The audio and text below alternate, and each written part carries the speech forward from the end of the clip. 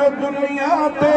असल में ही असर आहे किरोना वायरस नाहे खुदा जो ही दमर आहे किरोना वायरस नाहे कलो को ॾींहुं आहे जो घुमी वई मुल्क में माकड़ कलो को ॾींहुं आहे जो घुमी वई मुल्क में माकड़ लिखल क़ुरान में आहे त माकड़ खुद कहर आहे लिखल क़ुरान में आहे त माकड़ खुद कहर आहे बुरन अमलन जो दुनिया ते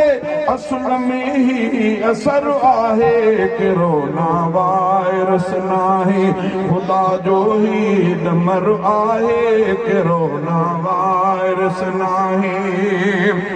बुराइन जे पुठियां हर को चङाइन जे मथा कावड़ बुराइन जे पुठियां हर को चङाइन जे मथा कावड़ बुरन जाइन में आबादी चङन जाइन ते बर आहे बुरन जाइन में आबादी चङन जाइन ते बर आहे बुरन अमलन जो दुनिया ते असल में ही असर आहे किरोना वायरस नाहे खुदा जो ही दमर आहे किरोना वायरस नाहे बाजार में रुगो माण्हू ऐं होटल सब भरल लेकिन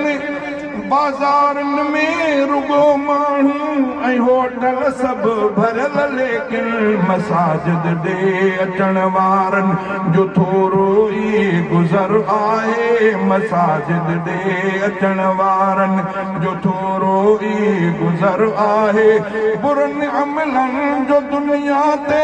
असल में ही असर आहे किरोना वायरस नाहे उघाड़ पाओ जते आहे त पर्दे में भी बेपर्दा उघाड़ पाओ जते आहे त पर्दे में भी बेपर्दा इहा अंग्रेज जी साज़िश न कोई बेखबर आहे इहा अंग्रेज जी साज़िश न कोई बेखबर आहे बुरन अमलन जो दुनिया ते असल में ही असर आहे किरोना वायरस नाहे खुदा जो ही दमर आहे किरोना वायरस नाहे मुसलमानन ते खोजा चीन में जुल्मन जा दफ्तर व्या मुसलमानन ते खोजा चीन में जुल्मन जा दफ्तर व्या न केरियो वियो उन्हनि ते जो उहो कहिड़ो जबर आहे न केरियो वियो उन्हनि ते जो उहो कहिड़ो जबर आहे बुरन अमलन जो दुनिया ते असल में ही असर आहे किरोना वायरस नाहे परी कश्मीर वियो आहे बबड़ थो हिंद में भड़के फलस्तीन खां वहशत जो अञा बंद थियो नदर आहे फलस्तीन खां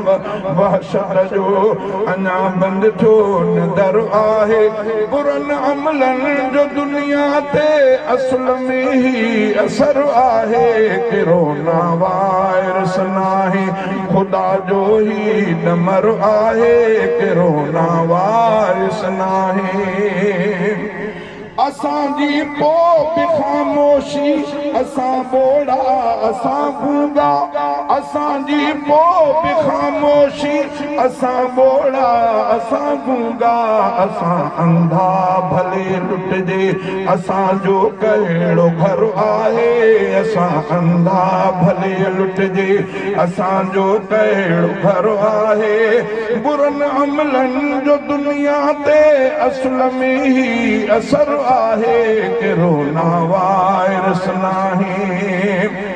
असां पंहिंजनि खां पासीरा रफ़ीक अहमद क़यामत या असां पंहिंजनि खां पासीरा रफ़ीक़ अहमद क़यामत आ अॻियां दीवार बीठी आ